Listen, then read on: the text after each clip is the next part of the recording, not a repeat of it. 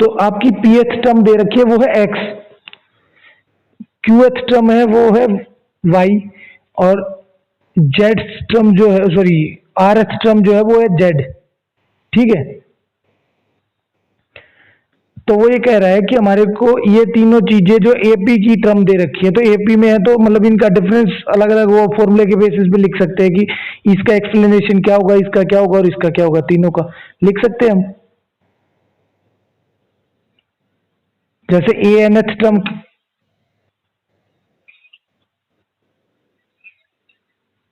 इस पे जूम तो मेरे हिसाब से आप देखिए एक बार,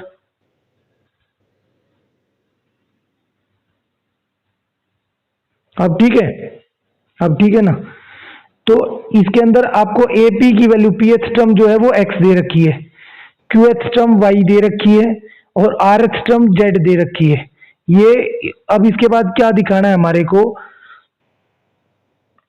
वो दिखाना है कि x into Q minus are plus Y into R minus P plus Z into P minus Q जो है वो 0 है। ये चीज दिखानी है हमारे को। ठीक है, ये चीज तो हमारे को शो करनी है इसमें। तो उससे पहले क्या करेंगे, जो हमारे को दे रखा है ना उसी को यूज करेंगे हम। क्या यूज कर सकते हैं कि इसके अंदर फॉर्मूला यूज कर सकते हैं हम इस चीज का, कि एपी का फॉर्मूला क्या होता है आपका, a plus p minus one into d लिख सकता हूं मैं इस चीज को, वो एक्स के इक्वल है। समझ आ रहा है या नहीं आ रहा? तो इसी तरीके से क्यूएच टर्म को एक्सपेंड करके लिख सकता हूं, एक्सपेंड करके, वो वाई के इक्वल है। और ए आर जो है वो a plus are minus one into d is equal to z के इक्वल है। ठीक है, तो अब उसके बाद ये कह रहा है कि जो एक्सप्लेनेशन हमारे को देनी थी कि भाई इस चीज को 0 के इक्वल रखना है, तो वहां से इसने इसकी लेफ्ट हैंड साइड ली है कि मान लिया जो आपको X into Q minus are plus Y into R minus P plus Z into P minus Q, ये आपको लेफ्ट हैंड साइड लेकर के इसमें जहां जहां P H term Q th term और आर एच टर्म है ना, उस बेसिस पे रख के कि एक्स की वैल्यू क्या रख सकते हैं हम, यहां से रख सकते हैं इसकी a plus p minus one into d. क्या मैं रख सकता हूं इस चीज को, जो एक्स की वैल्यू है, एक्स को हम इसके इक्वल लिख सकते हैं ना। तो यहां से एक्स के प्लेस पे ये वैल्यू पुट करनी पड़ेगी आपको, a plus p minus one into d, क्योंकि ये एक्स की वैल्यू तो है, जो एपी जो थी वो एक्स थी, तो एक्स के प्लेस पे ये भी तो पुट कर सकता हूं ना मैं, जो फॉर्मूला है कि a plus p minus one at time of d. या नहीं है सब, तो कर सकते हैं, तो वही मैंने किया है यहां। तो यहां क्या करेंगे हम, ए आ गया ना, तो d और ये बड़ी ब्रैकेट में रख दिया मैंने, और q माइनस आर, इसी तरीके से y की वैल्यू रखूंगा मैं, a plus q minus one into D और r माइनस पी। ठीक है, प्लस में आपके पास जो थर्ड टर्म बचती है a plus are minus one into D और उसके बाद है p माइनस क्यू। ठीक है, सारी टर्म में अंदर मल्टीप्लाई करूंगा मैं। ठीक है,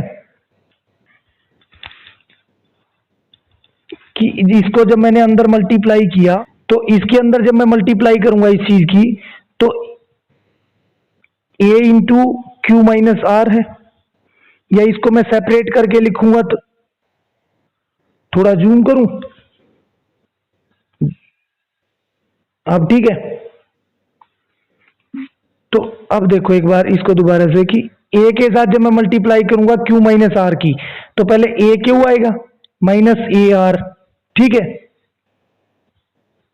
प्लस में p माइनस वन इंटू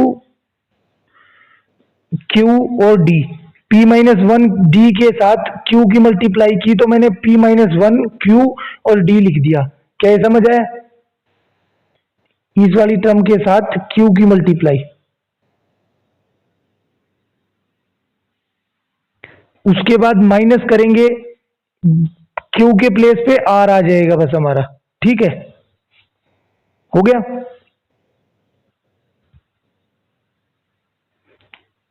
उसके बाद जब हम ए के साथ मल्टीप्लाई करेंगे तो ये चीज आएगी, ए के साथ a r minus a p आ जाएगा, ए के साथ आर और पी की मल्टीप्लाई।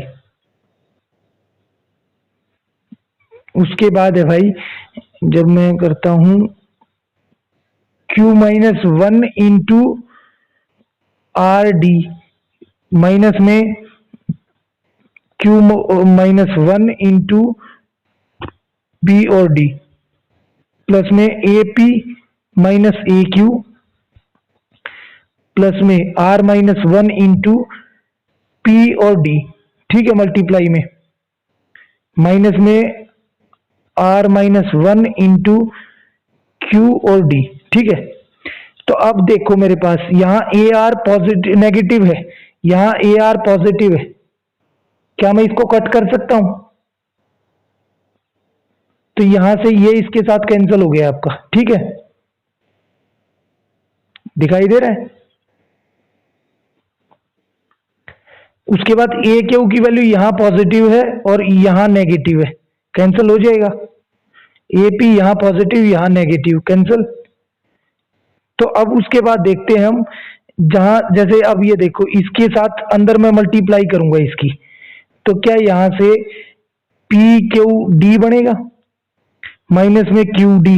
ठीक है, माइनस में पी आर डी और माइनस में, या फिर एक काम कर सकते हैं कि इनमें से डी कॉमन ले सकता हूं मैं, सब में से, इस सारी टर्म में से मैं अगर करूं तो यहां से P-1 और इनटू में, वो तो फिर वापस से सेम सिचुएशन आ जाएगी।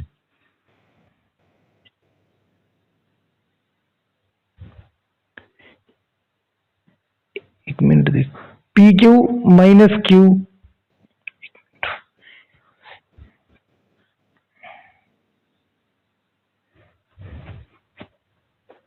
यहां से हो जाएगा आपका -1 इंटू P-1, यहां से कॉमन लेंगे तो Q D minus R D बच जाएगा आपका। यहां से जब मैंने P-1 कॉमन ले लिया, इसमें से क्यू डी और आर डी बच जाए। तो ये P-1 कॉम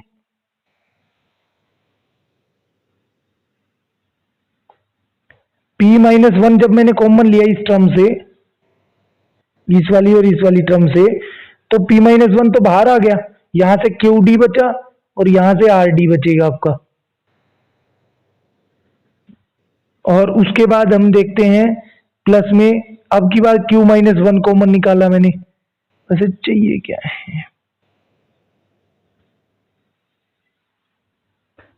इसको हमारे को एक तो चाहिए Q-R अंदर, तो डी भी कॉमन निकाल सकते हैं कि यहां से डी आएगा आपका।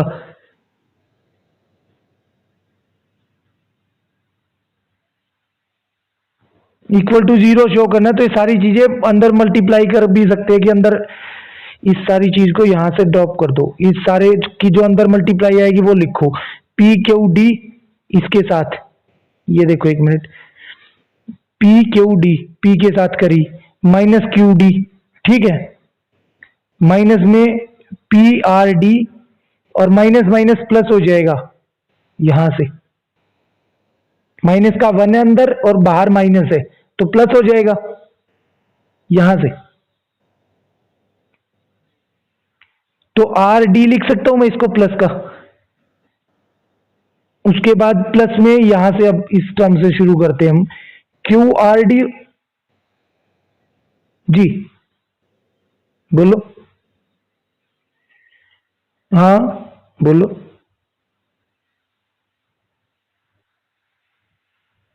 P-1 इंटू डी और माइनस आर के साथ मल्टीप्लाई, तो माइनस का P-1 आर डी,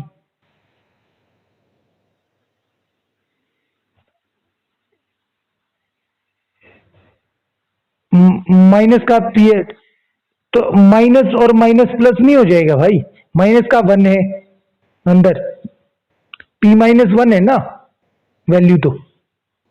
तो जब मैं -1 से मल्टीप्लाई करूं, -1 इंटू 1 इंटू आर डी बनेगा ना मेरे पास सिचुएशन। तो ये माइनस और ये माइनस तो प्लस होगी, और आर डी बचा, वही तो मैंने लिखा है इस टर्म में। नहीं आया अब भी समझ में?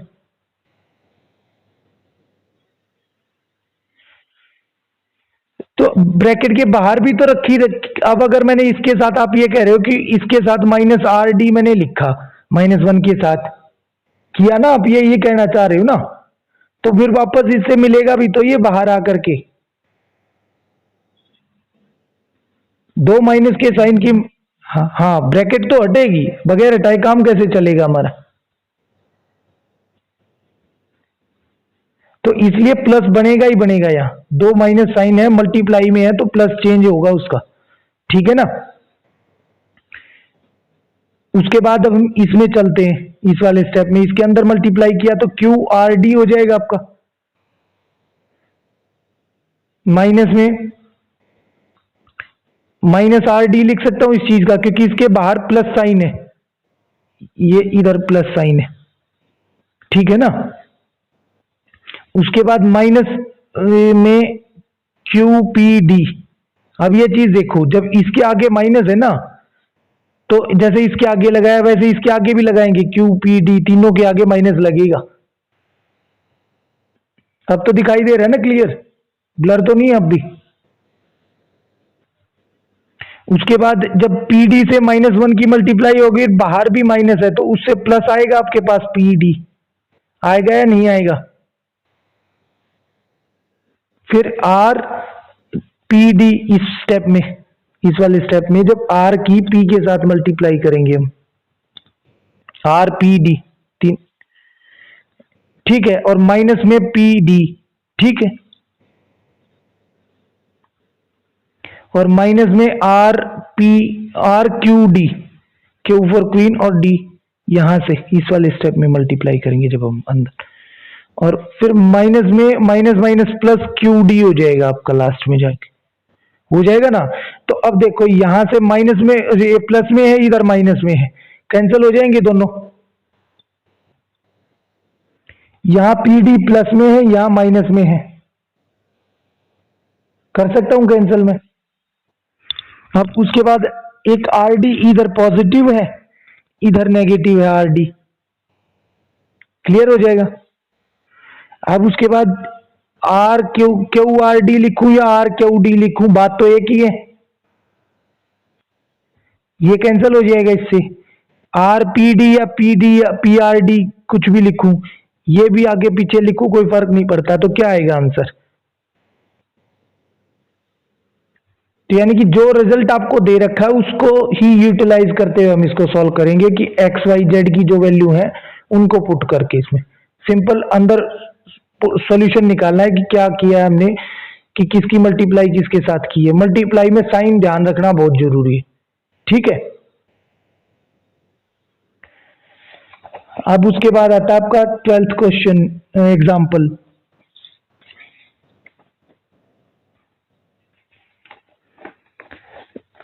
ट्वेल्थ एग्जाम्पल में आपको दे रखा है pth टर्म जो है वो क्यू दे रखी है, इसमें तो बिल्कुल ही नहीं दिखाई दे रहा मेरे ख्याल से, मैं वैसे पढ़ देता हूं भाई, इसमें नहीं दिखाई दे रहा मेरे ख्याल से बिल्कुल।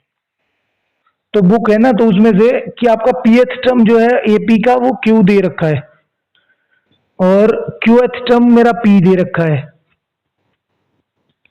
तो मैं इस चीज को जब मैं लिखूंगा तो डेफिनेशन में एपी की वैल्यू क्या लिखूंगा मैं, क्या मैं क्यू नहीं लिखूंगा, और जो क्यू को मैं लिख सकता हूं ए प्लस पी -1 इंटू डी, जैसे पिछले क्वेश्चन में किया है मैंने, सेम इसी पैटर्न पे किया है या नहीं किया है हमने। और क्यूएथ टर्म मेरे को पी दे रखी है, a q is equal to p, a plus q -1 into d लिख सकता हूं मैं इस चीज को, देखो एक बार। तो ये एक इक्वेशन, ये 2 नंबर इक्वेशन है। तो ये क्या कह रहा है कि हमारे को एक तो फाइंड करनी है P plus Q minus R X term, ठीक है। ये तो आर एच टर्म की वैल्यू है, ए आर की वैल्यू ये शो करनी है हमारे को कि ये हमारी ए आर एच टर्म आएगी। ठीक है, दिखाई दे रही है। और ये कह रहा है p plus q th term जो है ए पी की, a plus a p plus q th term, मान लिया अगर ये चार ए फोर है, ये ए फाइव है, तो टोटल जो ए नाइन आएगा ना इन दोनों का सम, यानी कि दो टर्म का सम ए नाइन, वो जीरो के इक्वल आएगा। ठीक है, जितनी सीरीज में नंबर ऑफ टर्म्स हैं उसके बेसिस पे बोल रहा है ये। तो इसके अंदर हमने क्या किया कि हमारे पास जो दे रखा है कि हमारे को p minus q, simple equation आ गई है कि q is equal to a plus p minus one into D, और p की वैल्यू है a plus Q minus one into d. अगर मैं इन दोनों को सब्ट्रैक्ट कर दूं तो मेरे पास एक वेरिएबल की वैल्यू मिल जाएगी, d की मिले या a की मिले, किसी एक की मिल जाए, मेरे को मिल सकती है ना। तो सब्ट्रैक्ट कर देंगे सिंपल सब्ट्रैक्शन से। ठीक है, तो यहां से a से a कैंसिल हो जाएगा आपका, तो q माइनस पी किसके इक्वल आएगा आपका, वो मेरे पास आएगा p माइनस वन माइनस में q माइनस वन, और सारे के बाहर बड़ी ब्रैकेट में मैंने कॉमन निकाल लिया है d आपका। ठीक है,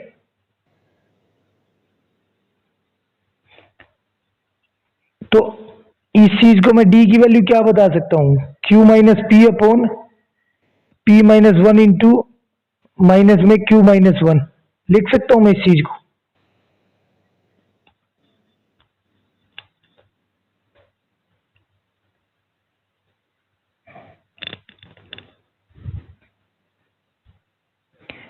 और जब मैं आ रही है, अब इस चीज को अगर मैं सॉल्व करता हूं, जैसे मान लिया p माइनस वन है, और जब अंदर से माइनस माइनस प्लस हो जाएगा, क्यों, ये जो वन है जब इस माइनस वन के साथ मल्टीप्लाई होगा अंदर से, minus one one minus sign के साथ, तो प्लस का वन बनेगा मेरे पास।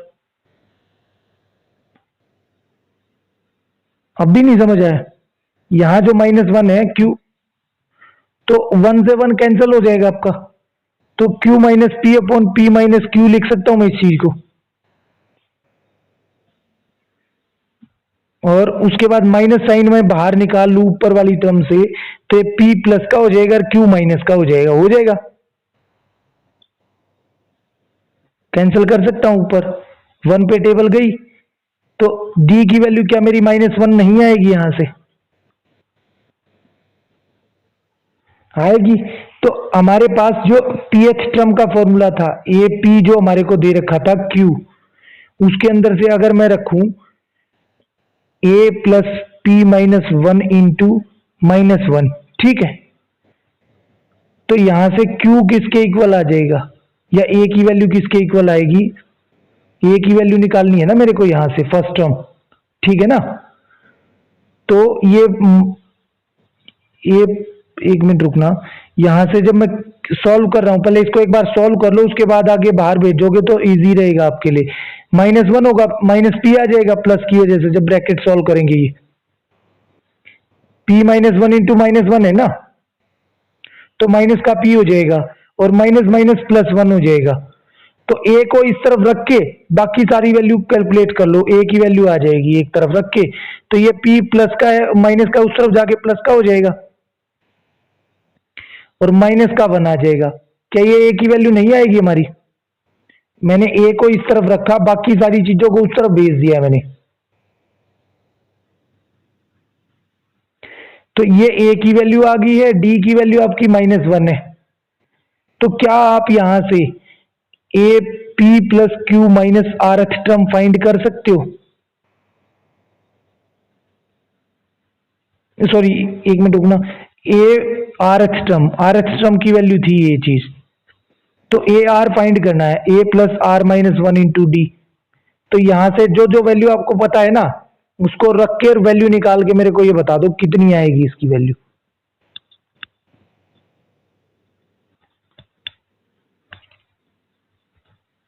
ए की वैल्यू तो आपके सामने ये रखी, मैंने निकाल रखी Q plus p minus one, ठीक है। डी की वैल्यू -1 है और आर की वैल्यू जो भी रखना चाहो वो चीज R-1 ही रखी जाएगी, क्योंकि वैल्यू तो दे नहीं रखी है हमारे को कुछ और।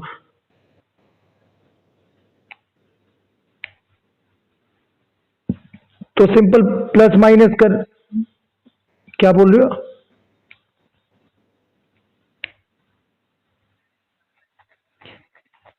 आर एच टर्म की वैल्यू निकालनी है तो फॉर्मूला होगा A plus R-1 into D. तो फॉर्मूले में A की वैल्यू तो ये रखेंगे हम, D की वैल्यू -1 रखेंगे, तो इसको रख के जो वैल्यू आएगी वो बताओ मेरे को एक बार।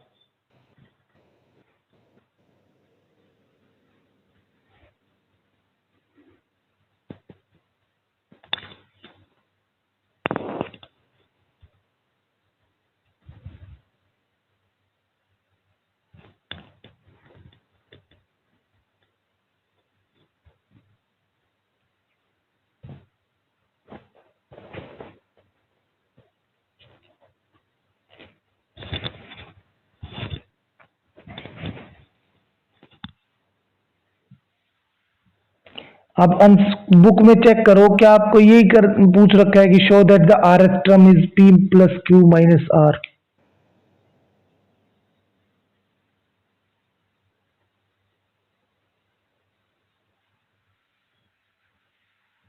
तो आपका आंसर ठीक आया है जो आपने निकाला, -R यही आया है ना। एक बार दिखाओ क्या आया है फिर भी कुछ।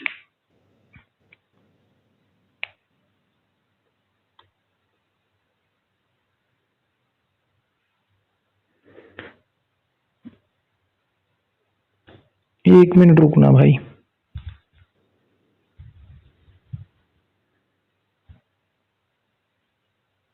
ठीक है, ठीक कर रखा है। इसी तरीके से है ना, ये जो क्वेश्चन आपने किया है इसी में अब हमारे को आगे पढ़ो, इसमें P plus Q x term भी फाइंड करनी है। A of P plus Q, उसको भी फाइंड करो, कर लोगे? A प्लस पी, ये फॉर्मूला लगे इंटू डी। तो करो एक बार इसको भी एक बार।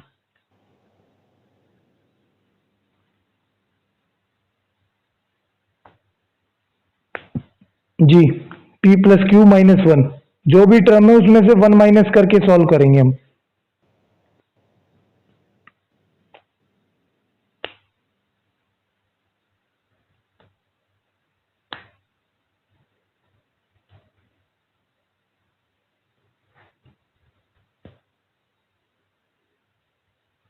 हेलो, मैं ये पूछ रहा था आवाज आ रही है नहीं, क्योंकि बीच में नोटिफिकेशन आया था, मैंने सोचा कहीं आवाज कैंसिल, आवाज बंद ना होगी हो। कितना आया आंसर?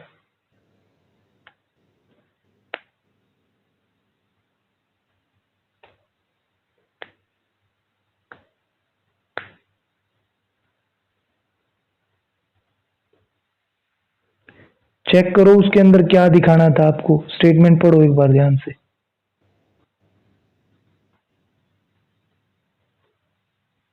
जीरो ही दिखाना था, तो जीरो आ गया तो ठीक समझ आ गया आपको, हो गया आपका क्वेश्चन। उसके, हाँ दिखाओ एक बार क्या किया आपने।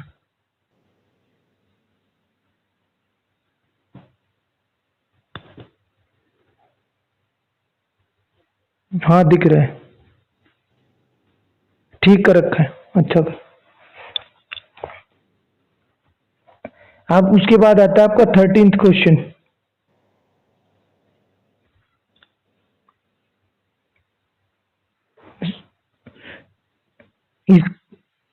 Example sorry.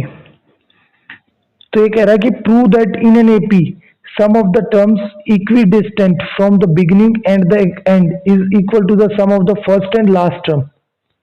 ये कह रहा है कि मान लिया अगर किसी, हमने जैसे पीछे एक एग्जाम्पल किया था जब हम एक शुरू से कर रहे थे एग्जाम्पल, तो उस दौरान एक केस आया था कि अगर आर एच टर्म जो आगे से आर एच टर्म है और पीछे से आर एच और आगे से R+1th टर्म होगी वो आपकी,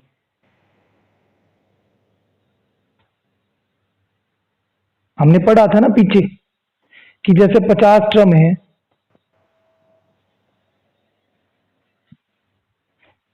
कि मान लिया जैसे हमारे को टोटल टर्म जितनी दे रखी है ना भाई, कि पता नहीं क्या बात हो रखी है, बार बार मूव कर रहा है कैमरा।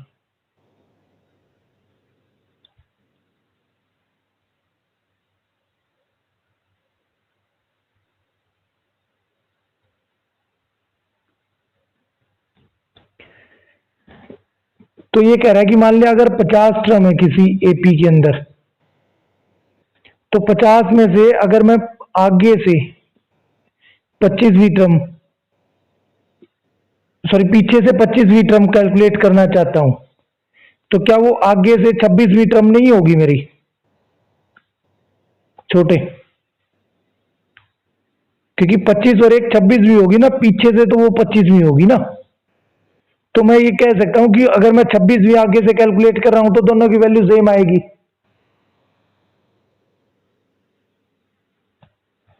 यही बात मैंने उस टाइम भी बताई थी।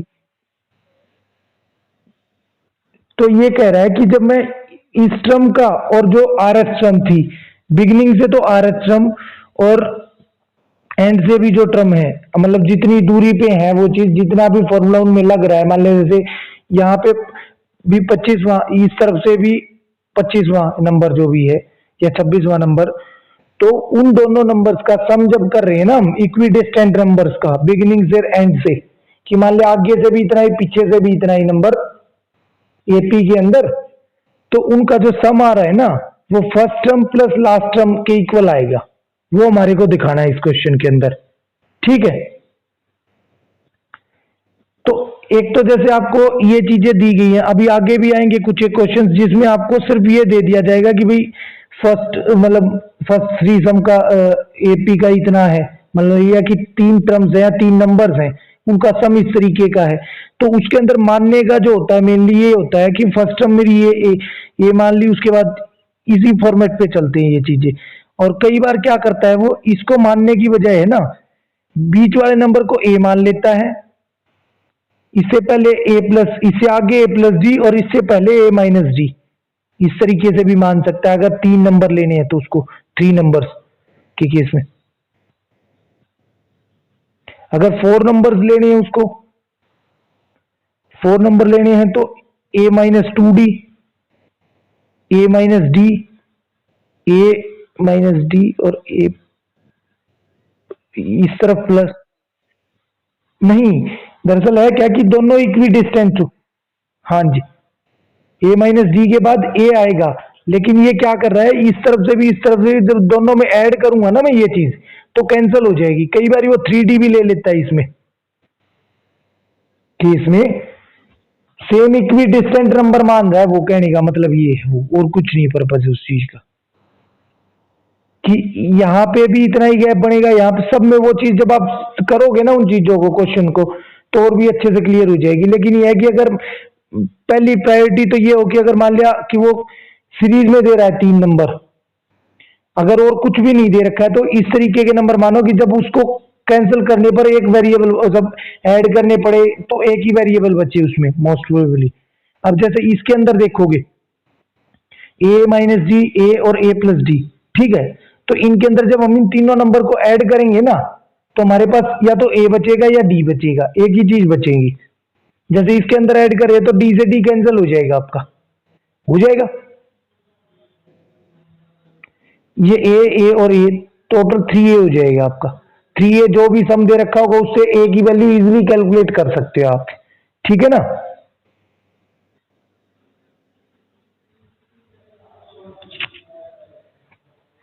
समझ आई या नहीं आई भाई?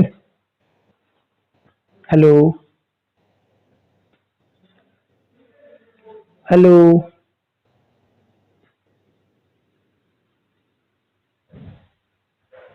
हेलो, म्यूट कर दिया था क्या?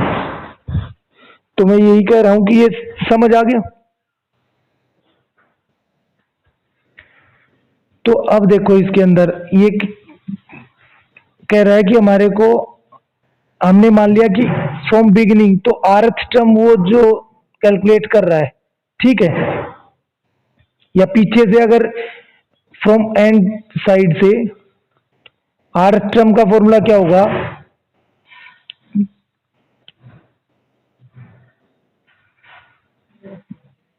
एक मिनट रुको, ये एंड से नहीं होगी, बिगिनिंग से, कि मान लिया शुरू में हमने आर टर्म मानी, ए आर टर्म क्या हो जाएगा, उसका फॉर्मूला क्या होगा, a plus are minus one into d. इसने बंद करिए जैसे, तो ये हो जाएगा। और जब मैं एंड से लूंगा तो वो चीज अगर वो लास्ट से आर टर्म थी तो क्या मैं उसको आगे से आर प्लस वन नहीं कर सकता, जैसे यहां से मैंने 25 थी तो इसको एक बढ़ा करके 26 कर लिया था, 50 नंबर लिए थे मैंने टोटल, कर सकता हूं ना मैं। तो एंड से आर टर्म जो होगी वो फर्स्ट से आर प्लस वन टर्म नहीं होगी मेरी, एक बढ़ा करके। तो ए आर प्लस वन का फॉर्मूला क्या होगा, a plus are into D कर सकता हूं मैं, सिंपल आर प्लस वन करेंगे फिर माइनस वन करेंगे, सिंपल कैलकुलेट होकर के वो ये आ जाएगा आपका, sorry n minus r, total में से एन माइनस आर होगा भाई ये, कि a n minus are plus one, कि टोटल में से जो घटाया है कि आर में से 25वीं टर्म 26वीं टर्म प्लस वन उसमें से, ठीक है। एक मिनट रुक जा भाई, रुक जा, आर टर्म कैलकुलेट करी थी हमने पीछे से, तो ये कह रहा है कि जब हम आगे से कैलकुलेट करेंगे तो एन में से आर तो घटाएंगे ही घटाएंगे, लेकिन उसमें एक बढ़ा करके लिखेंगे, जैसे 50 में से 25 गया और प्लस वन, तभी तो 26 आया ना आपका।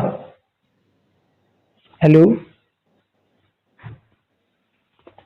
तो यहां जो आएगा वो बिग एंड से तो आर टर्म, और वो बिगिनिंग से कौन सी होगी, बिगिनिंग से वो n minus are plus one h term होगी, तो इसका फॉर्मूला लगेगा n minus are plus one h. इसका तो हम कर सकते हैं ना, क्योंकि इनिशियल से तो हम कैलकुलेट कर सकते हैं, एंड से हमें फर्स्ट टर्म नहीं पता है, ठीक है ना।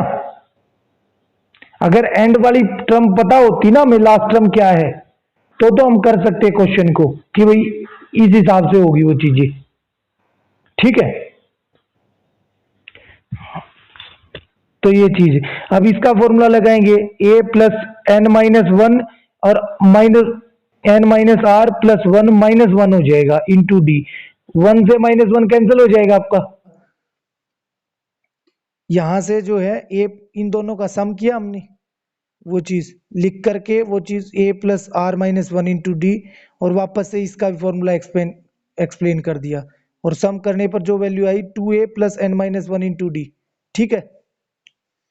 और ये चीज इन दोनों को सेपरेट कर दिया, 2a को मैंने लिखा a प्लस ए, तो यहां से ये तो आपकी होगी फर्स्ट टर्म, ठीक है, और ये मेरी होगी a plus n minus one into d. क्या मैं इसको लास्ट टर्म नहीं लिख सकता, जो nth टर्म होती है आपकी ए एन, लिख सकता हूं मैं इस चीज को। तो फर्स्ट टर्म को मैंने ए मान लिया, इसको लास्ट टर्म को एल मान दिया, ये इन दोनों के सम के इक्वल है, और मेरे को यही प्रूव करना था इस क्वेश्चन के अंदर, ठीक है ना। तो ये आपका आंसर आ गया, ठीक है।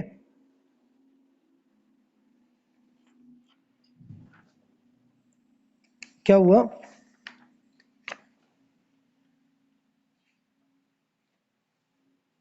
फोन में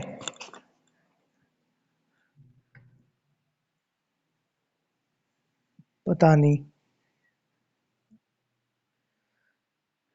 तो उसके बाद आता है आपका कुछ और एक दो चीजें हैं, जैसे मान लिया अगर एपी हम लेके चल रहे हैं, अगर हमने सिंपली कोई नंबर एपी से मान लिया 1 2 3 4 है, अगर सिंपल हम नेचुरल नंबर लेते हैं, ठीक है, इसके अंदर कोई भी कांस्टेंट नंबर हर टर्म के अंदर ऐड करते चले जाएं हम, या सब्ट्रैक्ट करते चले जाएं, ठीक है, तो हमारी एपी अनचेंज रहती है, जो सम आएगा ना उसमें रिजल्टेंट आएगा उसमें, वो भी अनचेंज रहता है आपका, ठीक है। फिर से मैं इसको लिख करके बता देता हूं, ठीक है। जैसे कि मान लिया हमने एपी लिया, एक एपी है हमारी 1, 3, 5, 7 और 9 और अप टू 2, ठीक है। ये एक एपी है जिसके अंदर कॉमन डिफरेंस आपका 2 है, ये आपकी 1 है ये चीज। तो अब अगर मैं इसके अंदर कोई कांस्टेंट टर्म, कोई भी कांस्टेंट नंबर है, जैसे मान लिया मैंने थोड़ी देर के लिए 9 नंबर इसके अंदर ऐड किया मैंने, ठीक है। या ये लिख दूं कि एडिंग, इसमें लिखा मैंने adding 9 to all terms of AP, यानी एपी के अंदर जितनी भी टर्म्स है, अगर मान लिया मैंने वो चीज 99 तक माननी है, ठीक है, तो मेरे को क्या मिलेगा रिजल्ट में, वो मिलेगा 1 + 9 10 हो जाएगा, 12 और ये 14, फिर 16 और फिर 18 और अप टू 90108 मिल जाएगा, ठीक है। तो अब इस टर्म में क्या होगा, इसमें सिर्फ फर्स्ट टर्म चेंज होगी आपकी, कॉमन डिफरेंस 2 ही रहेगा और वो भी क्या होगा, एक एपी होगी, 10 आएगा इसके अंदर फर्स्ट टर्म, ठीक है ना। तो वो ये कह रहा है कि अगर मेरे को कुछ ऐड करना है, ये तो था एडिशन का केस, अगर मेरे को सब्ट्रैक्ट करना होता, subtract 2 to all terms of AP, तो उस केस में भी वो एक एपी रहती, क्या होगा, यहां से -1 नहीं मिलेगा मेरे को, 2 1 में से 2 जाएगा फर्स्ट टर्म में से, दिख रहा है छोटे,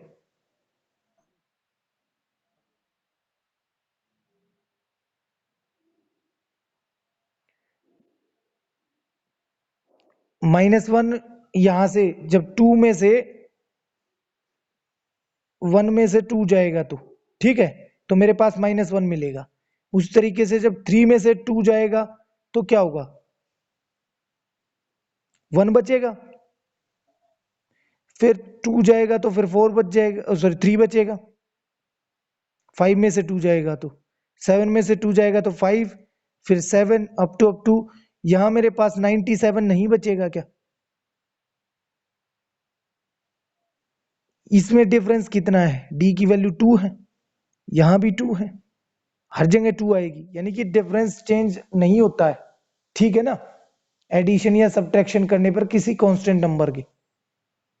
ये बात आपको समझ आ गई कि एपी, तो अगर वो एपी है तो कोई भी कांस्टेंट नंबर एडिशन या सब्ट्रैक्शन करने पर वो एपी ही रहेगी और उसका कॉमन डिफरेंस अनचेंज रहता है, ठीक है ना। ये दो चीजें हैं कि मान लिया अगर एपी में प्लस माइनस कोई कांस्टेंट नंबर किया है तो रिजल्टेंट भी मेरे को क्या मिलेगा, एपी मिलेगा, ठीक है ना। और कॉमन डिफरेंस जो होगा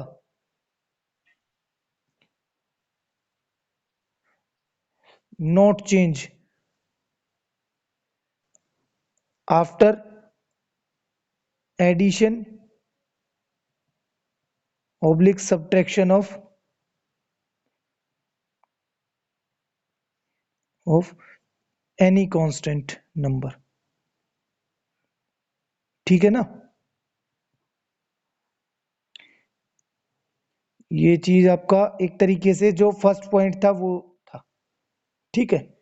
अब अगर यही चीज अगर मैं ट्राई करता हूं एक कांस्टेंट नंबर इससे मल्टीप्लाई करके, ठीक है, कि अभी तक मैंने क्या किया था कि मैंने इसके अंदर या तो कुछ ऐड किया है या कुछ सब्ट्रैक्ट किया है, लेकिन अगर मैं क्या करता हूं इसके अंदर कुछ मल्टीप्लाई कर देता हूं, multiply by 2, multiply APs all term by 2, दो नंबर से मल्टीप्लाई कर दिया मैंने, यानी दो कोई भी नंबर हो सकता है, वो 2 की बजाय 5 भी ले सकते हो, 10 भी ले सकते हो, ठीक है ना। तो जैसे हमारी एपी क्या थी, एपी मैं यहां लिख लेता हूं क्योंकि वो ऊपर हो गया, दिखाई नहीं देगा आपको, 1357 9 अप टू 99 तक थी, हमने मानी थी जो ऊपर वाले केस में। तो इसका जब मैं डबल करता हूं तो 2 टाइम ऑफ एपी कितना होगा हमारे पास, डबल कर दिया मैंने, 2 से मल्टीप्लाई किया इसको, तो 2 6 10 14 और 18 और अप टू 198 तक होगा मेरा। 2 9 जा 18 और 2 9 जा 18 और 1 कैरी का 19, ठीक है ना। तो अब देखो इसके अंदर डिफरेंस कितना आया, 4 आया, यहां भी 4 है, यहां भी 4 है, और यहां कितना था, 2 था मेरा डिफरेंस। तो रिजल्ट तो है एपी ही मेरा, लेकिन जो कॉमन डिफरेंस होता है ना मल्टीप्लाई के केस में, वो क्या हो जाता है आपका, वो उस कांस्टेंट नंबर का मल्टीपल हो जाता है। कांस्टेंट डिफरेंस जो होगा वो 2 टाइम ऑफ डिफरेंस हो जाएगा, सी डी या जो कॉमन डिफरेंस है फर्स्ट एपी का, उसका डबल हो जाएगा, ठीक है। या मैं ये लिख सकता हूं इसमें कि constant multiply by the common difference, दोनों की मल्टीप्लाई होकर के नया कॉमन डिफरेंस आएगा, इसको बोल देते हैं हम न्यू कॉमन डिफरेंस। जो नई एपी बनी है ना हमारी, उसका कॉमन डिफरेंस क्या आ जाएगा, उस कांस्टेंट के साथ पिछली जो एपी है उसका कॉमन डिफरेंस मल्टीप्लाई हो जाएगा, ठीक है ना। तो ये आपका सेकंड पार्ट कह रहा है, जो उसके अंदर प्रॉपर्टीज थी एपी के केस में, दिख रही हैं अभी, या आपकी बुक से देख रहे हो। तो अगर मान लिया यही चीज जब मैं मल्टीप्लाई के केस में करता हूं, तो क्या होगा, जो डिफरेंस होगा ना आपका नंबर, जो कॉमन डिफरेंस होगा उस नंबर से डिवाइड हो जाएगा आपका, ठीक है, कि हाँ डिवाइड में चला जाएगा वो चीज, कि मान लिया जैसे एपी ले ली हमने, 2 4 6 8 है, 10 अप टू 50 तक ले लिया, ठीक है, यानी कि इवन नंबर ले लिए मैंने, और divide by dividing AP by 2 से, 2 से डिवाइड देने में, क्योंकि ये नंबर इजी भी है और आप कर भी लोगे ओरली, क्योंकि कुछ नंबर्स क्या होंगे अगर फ्रैक्शन में आ गए तो कैलकुलेशन बहुत डिफिकल्ट हो जाएगी, ठीक है ना। तो अब देखो न्यू एपी क्या बन जाएगी आपकी, न्यू एपी होगी आपकी 2 को 2 से डिवाइड करेंगे 1 आएगा, फिर 2 3 4 5 अप टू 25 नहीं आएगा क्या यहाँ। तो ऊपर वाली में एपी में डिफरेंस कितना था, 2 2 और 2, यानी कि कॉमन डिफरेंस यहाँ कितना था हमारा, जो डी था हमारा, डी की वैल्यू 2 थी यहाँ, और जब मैंने इसको डिवाइड किया तो न्यू डिफरेंस कितना आएगा, न्यू कॉमन डिफरेंस वो वो 1 आ जाएगा आपका, 2 डिवाइडेड बाई 2 वो 1 आ गया, ठीक है ना। यहां से यहां 1, यहां से यहां भी 1, समझ आ रहा है। तो अब उसके बाद क्वेश्चन है आपकी, एग्जाम्पल जो है 14 एग्जाम्पल नंबर है, ठीक है। 14 के अंदर आपको ए बी सी 3 नंबर दे रखे हैं, ठीक है जी, वो तीनों एपी के अंदर दे रखे हैं। उसके बाद वो ये कहता है कि हमारे को दिखाने 3 पार्ट हैं इसके अंदर, इसके अंदर ए बी सी जो है वो आर इन एपी है। फर्स्ट पार्ट में क्या कहता है शो करने के लिए, 1/BC 1/CA और 1/AB आर इन एपी, ये हमारे को एपी में शो करने हैं, ठीक है ना, ठीक है। तो अब देखो मैंने क्या बताया था कि अभी थोड़ी देर पहले कि अगर हम किसी भी कांस्टेंट नंबर से डिवाइड कर सकते हैं, मल्टीप्लाई कर सकते हैं, तो वो एपी ही रहेगी, बताया था मैंने। अब ये 3 नंबर है, देखो 3 नंबर दिखाई दे रहे हैं ना आपको, अगर मैं इन 3 नंबर को, ये ए है, ये बी है और ये सी है, अगर इन 3 नंबर को मैं किसी कांस्टेंट नंबर, अगर इन तीनों के मल्टीपल से ही, यानी कि जो मल्टीपल आएगा इनका मल्टीप्लाई करने पर जो रिजल्ट आएगा, कि जैसे ए बी सी है, अलग अलग नंबर है, जैसे मान लिया मैंने 2 4 6 है, 3 नंबर है, ये तीनों एपी में है, एग्जाम्पल के लिए बता रहा हूं मैं आपको, ठीक है। तो क्या मैं इन तीनों का रिजल्ट जो आएगा मल्टीप्लाई, कि 2 4 जा 8 और 6 की मल्टीप्लाई करेंगे 48 हो जाएगा। अगर मैं इसको 48 से डिवाइड करूंगा ना, तो ये नंबर भी आपके क्या आएंगे, एपी में आएंगे, क्योंकि ये जो 48 है चारों के तीनों के लिए सेम है, कांस्टेंट नंबर है, अनचेंज रहेगा, रिजल्ट पे इफेक्ट नहीं डालेगा। तो जैसे 2/48 है, 4/48 है और 6/48 है, तो यहां से कितना आ जाएगा 1/24, 2/24 और 3/24। ठीक है जी, तो ये भी एपी में होंगे।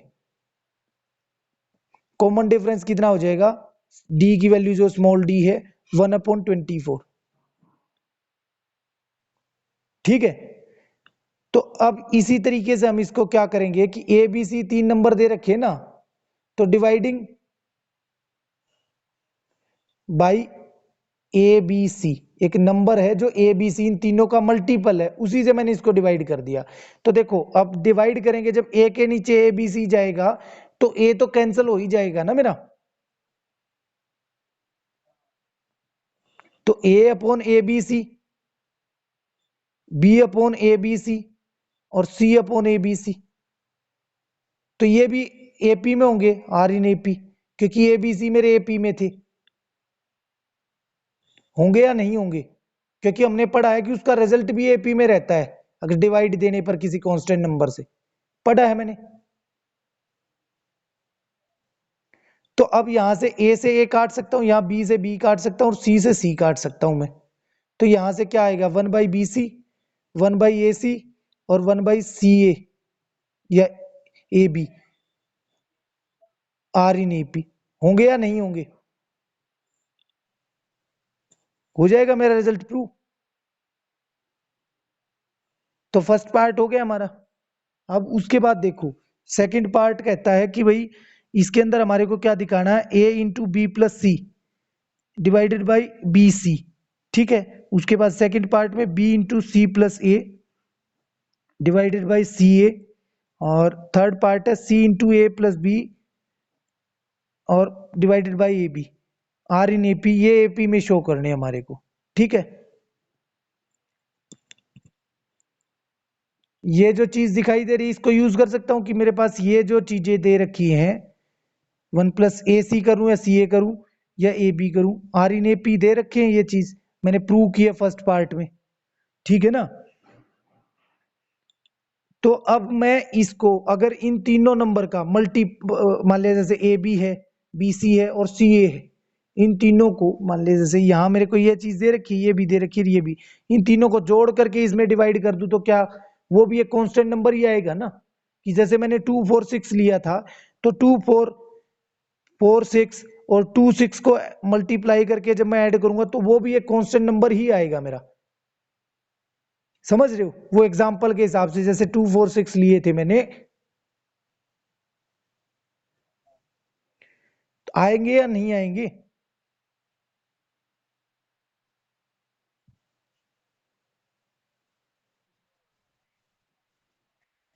यहां जैसे मैंने एग्जांपल लिया था कि जैसे 2 4 6 एपी में है, ठीक है, तो अगर मैं उनका 2 और 4 की मल्टीप्लाई करूं, प्लस कर देता हूं, प्लस में 4 और 6 की मल्टीप्लाई वो भी प्लस कर दी मैंने, और मतलब जो उनका रिजल्ट आया, जैसे 4 2 8 आया मैंने, 8 प्लस 6 4 24 प्लस 6 2 12, इन तीनों नंबर को ऐड किया ना मैंने जब, तो वो एक कांस्टेंट नंबर आएगा मेरे पास। ठीक है, क्योंकि मैंने जैसे यहां एक नंबर माना है ना, जिस तरीके से ऊपर वाले केस में फर्स्ट पार्ट में, तो उस केस में मेरे को ए बी सी मिलने से मेरे पे नीचे बी सी मिल सकता था। ठीक है ना, अब ये जो बी सी मिल रहा है ना, ये B C C A B, ये तो नीचे यूं के यूं मिल रहे हैं मेरे को क्वेश्चन जो प्रूव करना है या शो करना है पार्ट में, लेकिन ऊपर वाला हिस्सा नहीं मिल रहा है मेरे को। ठीक है ना, तो मैं क्या करूंगा, ऊपर वाले हिस्से को ऐसा बनाने के लिए मैं क्या करूंगा, इन तीनों पार्ट को ऐड कर लेता हूं। ठीक है, कि मल्टीप्लाई कर लेंगे ऊपर वाले हिस्से को इन तीनों के एडिशन वाले पार्ट के साथ, multiply AP by A B plus B C plus C A, इन तीनों कांस्टेंट, इन दोनों नंबर की मल्टीप्लाई, फिर इन दोनों की, फिर इन दोनों की, और इसको मल्टीप्लाई कर लिया मैंने। ठीक है, तो ऊपर मेरे पास इस तरीके की टर्म आ जाएगी, कुछ मिलती जुलती सी हल्की फुल्की। ठीक है, अब यहां मेरे पास ए बी है, ए सी है, ध्यान से देखो एक बार ऊपर जो रिजल्ट मिल रहा है ना मेरे को, लेकिन जहां जिस नंबर से डिवाइड कर रखा है वो नंबर बिल्कुल नहीं है वहां, ठीक है ना। लेकिन जब मैं ऊपर मल्टीप्लाई कर रहा हूं इसमें, कि मैंने जब ये मल्टीप्लाई की a B plus B C plus C a upon b c, ये भी ए पी ए में होंगे, होंगे या नहीं होंगे छोटे? मैंने सारी टर्म के साथ मल्टीप्लाई किया है, जैसे कांस्टेंट नंबर मल्टीप्लाई करते हैं ना हम, उसी टर्म में उसी चीज को मानते हुए जो मैंने अभी थोड़ी देर पहले आपको बताई है, कि अगर कोई भी कांस्टेंट नंबर एपी के साथ मल्टीप्लाई किया जाएगा तो जो नई एपी बनेगी ना, नई जो रिजल्ट आएगा उस मल्टीप्लाई करने के बाद, जैसे इस केस में है कि ये जो चीज बनेगी ये भी एपी में होगी मेरी। हेलो, मतलब, हेलो, कहीं से नहीं आया क्या भाई?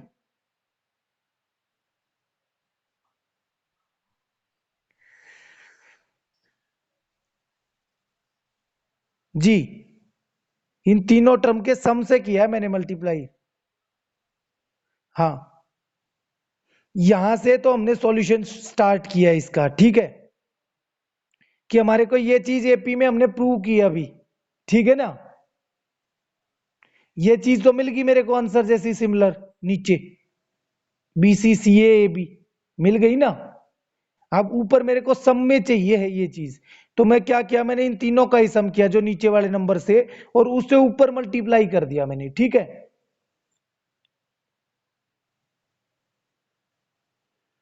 तो ये क्या आ जाएगा, वो ए बी होगा आपका, लास्ट में ए बी था, तो अब A B plus B C plus C A.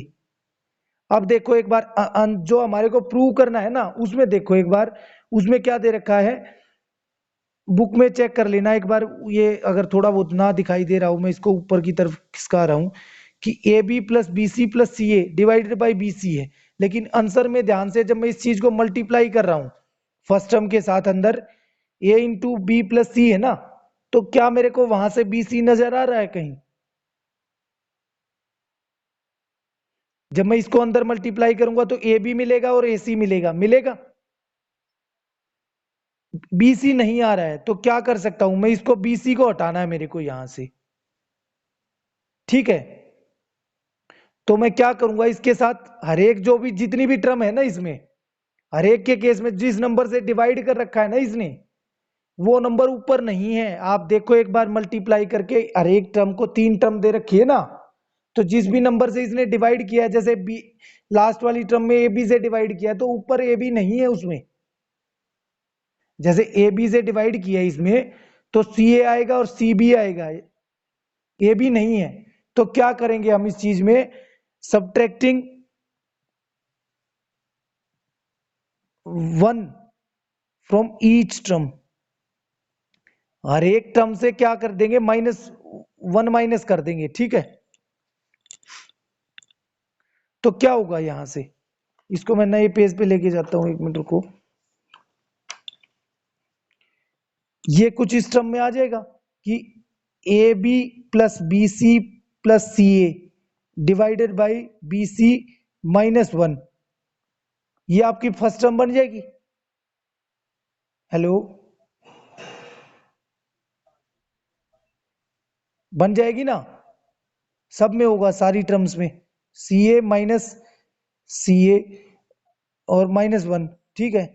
और यहां से A B plus B C plus C A divided by A b minus one, ठीक है जी। अब इसका मैं एलसीएम ले लेता हूं एक बार सारी टर्म्स का, इसके साथ माइनस वन के साथ, तो ये बीसी ऊपर चला जाएगा, बीसी यहां से A B plus B C plus C A minus B सी, ठीक है जी छोटे,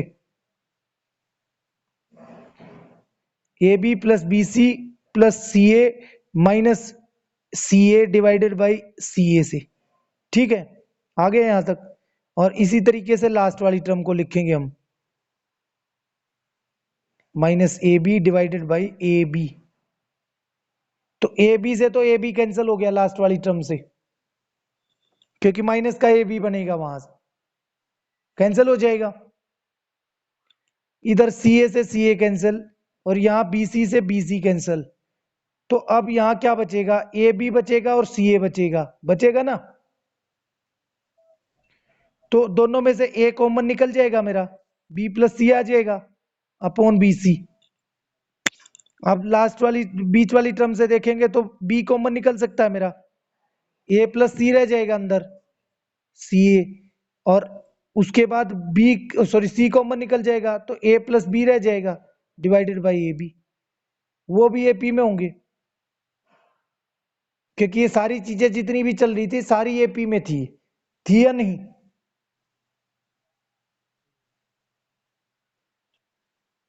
कर लोगे, ये आपका सेकंड पार्ट प्रूव हो गया।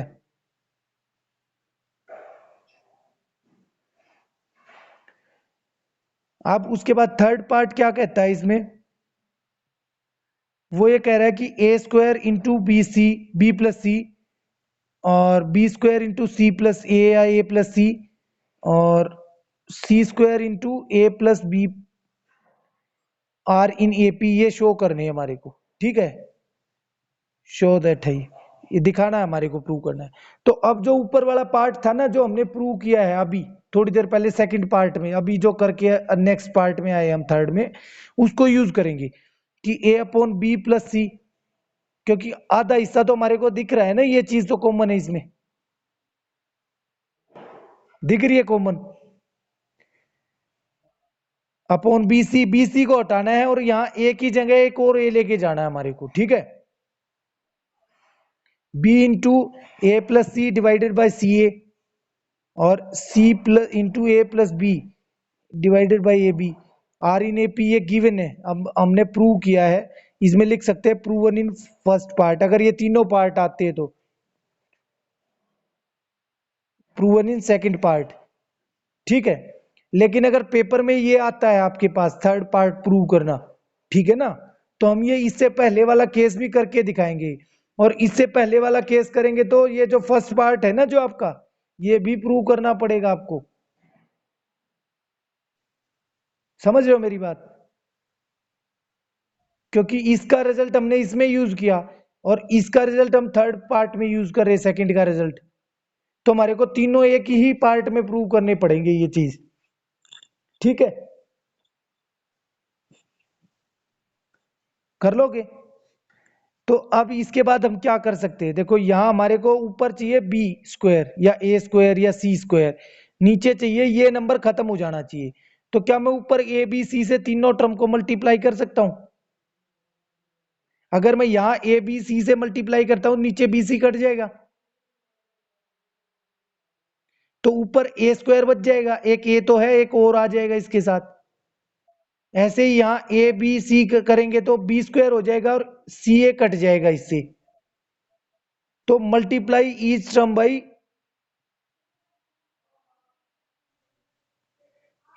बाई ए बी सी, ठीक है।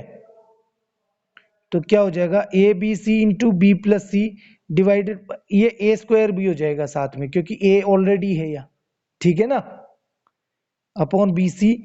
यहां उसके बाद क्या हो जाएगा जी, बी स्क्वायर इंटू ए सी या सी ए, जो भी लिखना चाहो वो लिख सकते हो आप, इसके अंदर कोई इफेक्ट नहीं पड़ता वो उसमें आगे पीछे लिखने में। और ये C square into A plus B divided by A B, तो ए बी से ए बी कैंसिल, ए सी से सी ए कैंसिल, यस ए बी, और बी सी से बी सी कैंसिल, वो भी ए पी में होंगे, आर इन ए पी। तो हमारे पास क्या रिजल्ट आएगा, क्या यहां से A square into B C, B plus C, B square into A plus C, और C square into A plus B, वो भी किस में होंगे, एपी में होंगे, होंगे या नहीं होंगे। आ गई समझ में। तो ये थर्ड पार्ट था भाई आपका, ये कंप्लीट हो गया इसमें, ठीक है।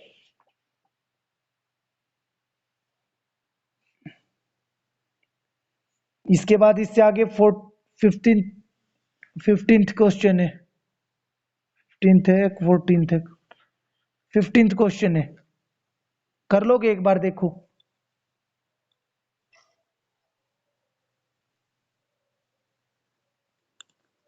या एक बार बताऊं?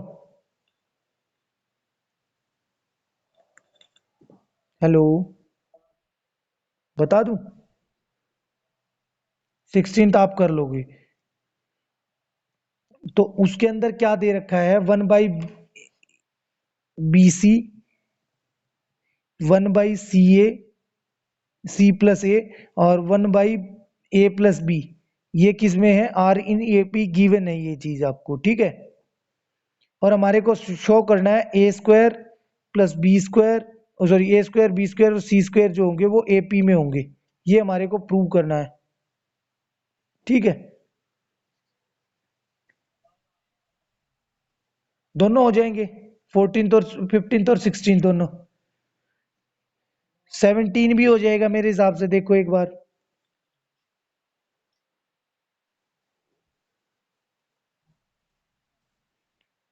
इसके बाद जो वो दे रखी है कि अगर हमारे को जैसे टर्म्स वगैरह काउंट करनी हो, कि मान लिया अगर कहीं ये कह दे कि 3 टर्म्स आर इन एपी, तो 3 टर्म्स कौन सी लोगे? जैसे मैंने बताया था अभी पीछे थोड़ी देर पहले कि 3 टर्म लेनी है, तो वो चीज 3 टर्म्स कौन सी होंगी? 3 नंबर्स वो होंगे A-D, A और A+D, ठीक है। इन चीजों को याद रखोगे ना जितना, उतना जल्दी क्वेश्चन सॉल्व होंगे आपके। और इसमें कॉमन डिफरेंस क्या हो जाएगा? वो हो जाएगा डी आपका, ठीक है। और इस तरीके से 4 नंबर्स का केस में आ जाएगा आपका A-3D, A-D और A+D और A-3D, A+3D। इसके अंदर भी डिफरेंस कितना है? वो 2D का है। डिफरेंस जो है वो 2D का है इसके केस में, कि यहाँ से यहाँ 2D का डिफरेंस है, यहाँ फिर वापस से 2D का डिफरेंस है। क्योंकि जब ये घटेगा ना इसमें से तो प्लस हो जाएगा, माइनस माइनस हो जाएगा, तो ये चीज माइनस का प्लस हो जाएगा ना, फिर वापस से कन्वर्ट करेंगे तो टू। और जब 5 टर्म के केस में आएगा तो वो क्या आएगा? अगर 5 नंबर हमारे को काउंट करने हैं, वो एपी में है, बताने हैं, तो A-2D, A-D, A और A+D और A+2D। इसके अंदर कॉमन डिफरेंस D है हमारा, ठीक है। एक बार 18th क्वेश्चन और कर लो, फिर उसके बाद 18th से आगे मैं एक बार क्वेश्चन जो है एक्सरसाइज के वो ऑलमोस्ट ये मान लो कि सारे आपको फिर कर सकते हो आप आराम से। जो ना आए वो मेरे से पूछ लेना, ठीक है। कि इसके अंदर दे रखा है कि 3 नंबर्स हैं, 3 नंबर्स आर इन एपी। तो सबसे पहले जब ये चीज आए तो आपके दिमाग में क्या आ जानी चाहिए कि 3 नंबर कौन से होंगे? A-D, A और A+D, ये होंगे। अब भी ब्लर हो रहा है क्या? पता नहीं क्या समस्या है।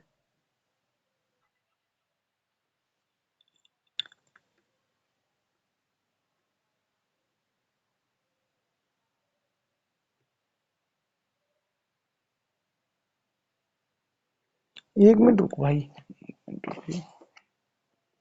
ओहो, अब देखियो ठीक दिखाई दे रहा? क्लियर है ना अब? हेलो। तो ये 3 नंबर हो गए अब आपके। तो वो ये कह रहा है कि सम इनका कितना है, सम ऑफ द 3 नंबर्स वो है 15 है। तो A-D प्लस ए प्लस ए प्लस डी, इनका सम 15 है। ये चीज कर सकते हैं हम इसके अंदर। तो यहां से डी से तो डी कैंसिल हो जाएगा आपका, हो जाएगा या नहीं होगा? तो 1, 2 और 3, तो 3A इज इक्वल टू 15। तो ए की वैल्यू 5 आ गई, यहां से आ गई या नहीं आई? ठीक है।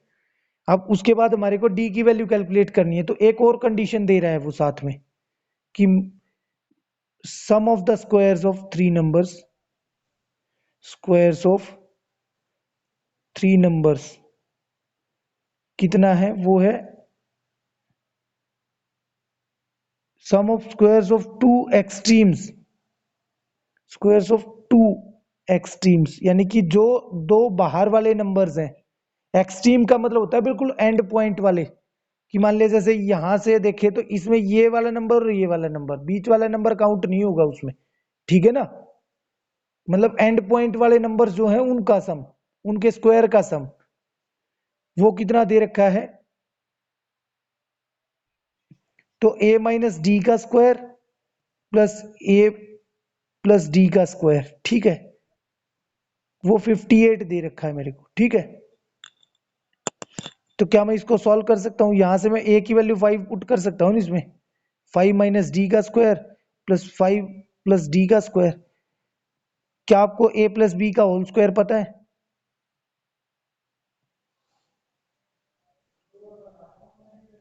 A square plus B square plus 2ab, 2ab, और a माइनस बी का whole square A square plus B square minus 2ab। तो अब देखो, जब हम सॉल्व करेंगे इन दोनों का सम करेंगे, थोड़ी देर के लिए मैं आपको यही बता रहा हूं इस चीज में, तो ये दोनों चीजें कैंसिल हो जाएंगी आपकी, होंगी या नहीं होंगी?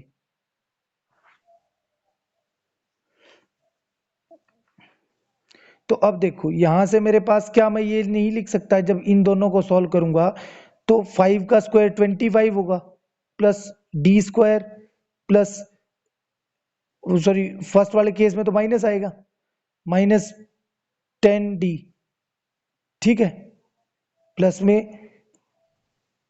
25 प्लस डी स्क्वायर माइनस में 10d, सॉरी प्लस में 10d इज इक्वल टू 58। तो यहाँ 10d से 10d कैंसिल हो जाएगा मेरा, 25 और 25 50 हुए हमारे, ठीक है। 50 को इस तरफ ले जाता हूं तो मैं 2d स्क्वायर किसके इक्वल आ जाएगा? 58 माइनस 50 आ जाएगा।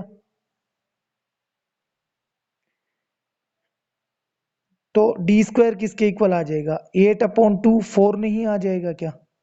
डी की वैल्यू √4 यानी कि प्लस माइनस 2 नहीं आएगी क्या? तो अगर मैं डी की value, if d is equal to 2, plus का 2 लेता हूं मैं, तो कितनी आएगी? 3 नंबर्स कितने होंगे? 3 नंबर्स विल बी, ए तो मेरा 5 है, 5 प्लस 2, सॉरी 5 माइनस 2 और 5 प्लस 2, हो जाएगा ये? होगा या नहीं होगा? तो यहां से मेरे पास क्या आएगा? 3, 5 और 7 होंगे या नहीं होंगे? अब अगर मैंने नंबर लिया d इज इक्वल टू -2, तो 3 नंबर्स क्या होंगे? अब 3 नंबर्स विल बी 5 माइनस में -2, 5 और 5 -2, तो क्या यहां से माइनस माइनस प्लस नहीं हो जाएगी? 5 और 2, 5 प्लस 2 हो जाएगा, यहाँ 5 और ये 3, तो क्या यहां से 7, 5 और 3 नहीं आएंगे ये नंबर? ये देख आएंगे। अब देखो इसका रिजल्ट चेक करने का तरीका क्या है। आपको बोला था कि sum of the 3 numbers will be 15, 7 और 3 10 और 5 15 होगा। फर्स्ट कंडीशन फुलफिल कर रहा है रिजल्ट हमारा, कर रहा है नहीं? 15 दिया था ना सम 3 नंबर्स का। अब उसके बाद ये कहता है कि एक्सट्रीम 2 नंबर्स का स्क्वायर का सम 58 है, तो 7 का स्क्वायर कितना होता है? 49 होता है मेरा, और 9 का स्क्वायर, 3 का स्क्वायर 9 होता है। तो क्या यहाँ पे मेरे पास 58 नहीं आएगा दोनों का सम? और इस केस में भी चेक कर लेते, 7 और 3 10 और 5 15, कर रहा है फुलफिल फर्स्ट कंडीशन मेरी। अब उसके बाद सेकंड केस में क्या होगा? 3 का स्क्वायर 9 और 7 का स्क्वायर 49, वापस से 58 बनेगा मेरे पास। तो दोनों कंडीशन फुलफिल कर रहा है, यानी कि हम चेक भी कर सकते हैं कि जो हमारे आंसर आए वो ठीक आए हैं या नहीं आए। क्या ये हो जाएगा? उसके बाद इससे आगे 19th एग्जाम्पल है, और 20 भी ऑलमोस्ट सेम पैटर्न पे है। फिर ये क्या कर पाओगे ये सारे? 21 भी है, और ऑलमोस्ट 13th क्वेश्चन था ना अभी जिसकी हम डिस्कस कर रहे थे। हिंट क्या होगा इसका? गिवन क्या है कि q, sorry p time of a p term is equal to q time of a q term, ये आपको गिवन है, ठीक है। तो हमारे को a time of a p q term find करनी है, वो जीरो के इक्वल, ये शो करना है। ठीक है, ये आपको गिवन है, स्टेटमेंट मैंने एक्सप्लेन कर दी है। ठीक है, हेलो, कि p time of pth term is equal to q time of qth term. ठीक है, ये आपको गिवन है, इसको यूज करते हुए आपको ये चीज जीरो प्रूव करनी है। इसका फॉर्मूला खोलेंगे, इसका फॉर्मूला खोल लेंगे और दोनों को p प्लस क्यू टर्म की यहां से पहले a और d की वैल्यू निकालें, किसी एक की वैल्यू निकाल करके उसी के बेसिस पे सॉल्व होगा ये।